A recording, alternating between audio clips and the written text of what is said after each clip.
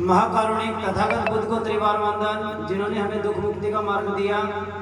कृतज्ञता प्रकट करते हैं परम श्रद्धेय बोधिसत्व बाबा साहब डॉक्टर अम्बेडकर के चरणों में, जिन्होंने हमें दुनिया का सर्वश्रेष्ठ संविधान दिया और तथागत के धाम में पुनः वापसी करवाई। आज भीम आर्मी का 10वां स्थापना दिवस मना रहे हैं और साथ ही भीम आर्मी जिलाध्यक्ष विकास जी आला का जन्मोत्सव भी हम साथ साथ सेलिब्रेट कर रहे हैं। हम कहना चाह रहे हैं कि बुद्ध का जो धम्म है, आज भारत से बाहर अगर भारत की पहचान है तो केवल बुद्ध से है, सम्राट अशोक से है और बाबा साहब से है। तो इन्हीं लोगों ने देश के लिए, समाज के लिए बहुत कुछ किया है, जिसकी वजह से हमारी पहचान बनी हुई है। भारत से बाहर भारत का प्रधानमंत्री भी जाता है तो कहता है कि हम बुद्ध की धरती से आए हैं। बिजनेसमैन की पुत्र वो दुबई जाती है तो वो भी यही बोलती है, I came from India land of Buddha. क्यों जरूरत पड़ती है वहाँ? तो वो बात अलग है। हम बताना चाह रहे हैं कि बुद्ध का धम्म साधारण मनुष्य के जीवन में बदलाव कैसे लाता है। बुद्ध का धम्म ये कहता है कि आपके सुख और दुख के कर्ता धर्ता आप स्वयं हो। आप अपना जैसा कर्म करोगे वैसा आपको परिणाम मिलेगा। और बुद्ध के धम्म की सबसे बड़ी विशेषता है कि ये सीधा और सरल है और अच्छे से समझाया गया है, और केवल सीधे और सरल लोगों के लिए है। जिनके मन में छल कपट है, वैर है, द्वेष है, वह इसको धारण नहीं कर पाते, इससे दूर रहते हैं। और जैसे जैसे धारण करते हैं तो अंदर से वो विकार खत्म हो जाते हैं। तो बुद्ध के धम्म का सबसे मुख्य बिंदु है कि जो केंद्र बिंदु है, उद्देश्य है, वो क्या है? मानव मात्र का कल्याण। मानव मात्र के कल्याण के साथ साथ संसार के सभी जीवों के कल्याण की कामना करना, मनुष्य का सर्वांगीण विकास कैसे हो, इसके ऊपर ज्यादा जोर देना, न कि अन्य धर्मों की तरह जहाँ कहा जाता है कि ऊपर कोई शक्ति है, उस पर भरोसा करो, आपके सारे दुख दूर हो जाएंगे।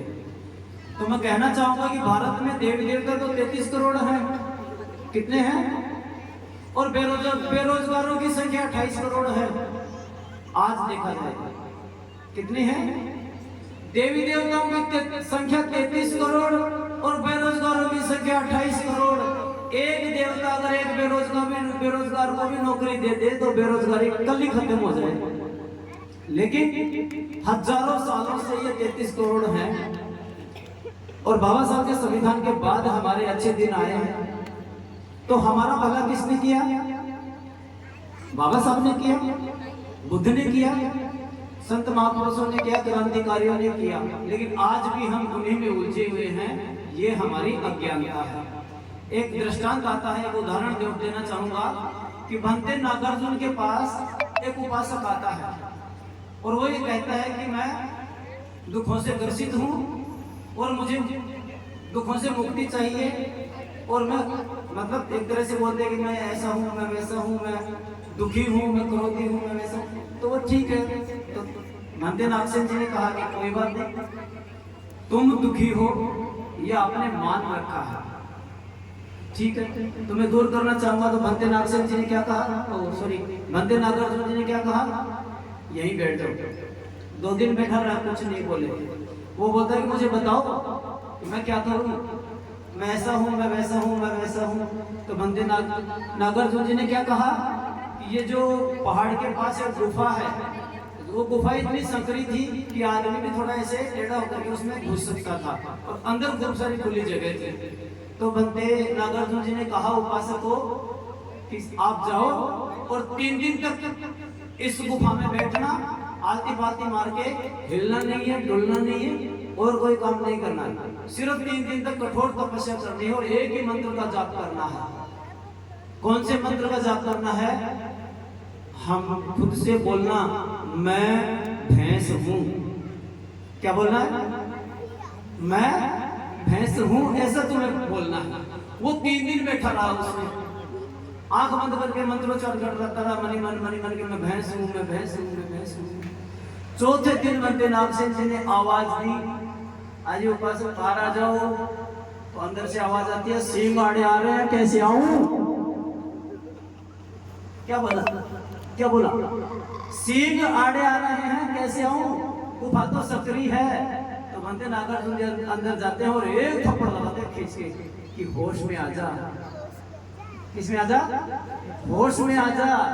तो वो जैसे ही थप्पड़ देती है होश में आता है तो वो सोचता मैं तो मनुष्य ही हूँ। ऐसे ही हमारा समाज दलित शोषित वंचित है, वो बेहोश है, उसको ज्ञान नहीं है कि वो सम्राट अशोक के वारिस हैं। लेकिन आज वो कहते हैं हम दलित, हम पिछड़े हुए, हमारा शोषण हो रहा है। इसीलिए बाबा साहब ने कहा कि होश में आओ और अपने घर की दीवारों पर लिख दो हम इस देश के शासक हैं।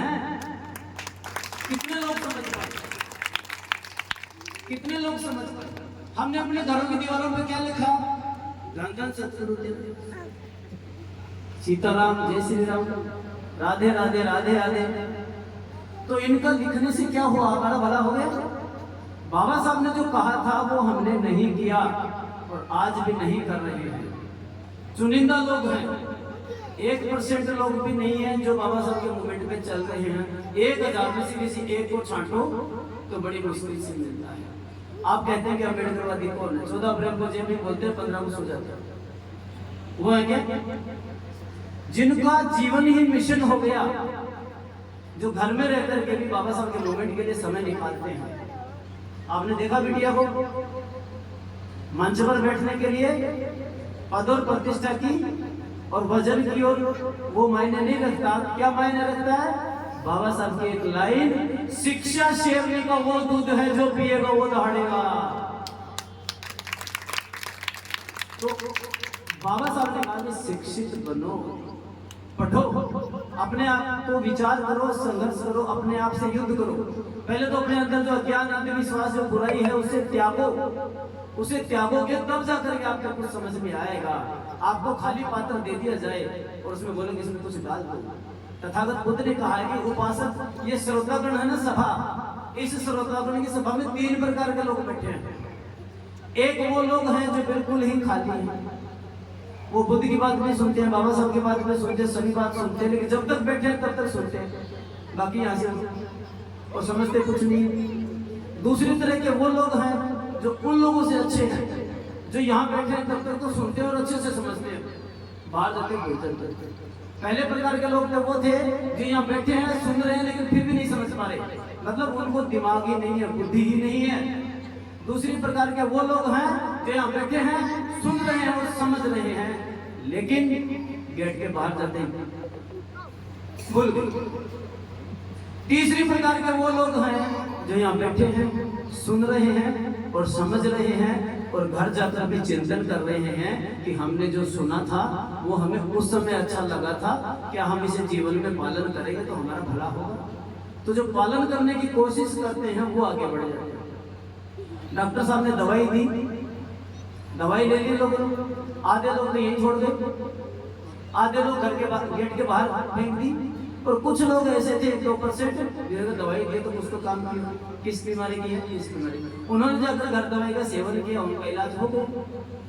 तो बाबा साहब ने जो हमें दवाई दी है संविधान के रूप में और हमें जो परहेज दिया है, बाबा साहब ने कहा था कि संविधान परमानेंट नहीं है। बाबा साहब ने आगाह किया था। क्यों किया था?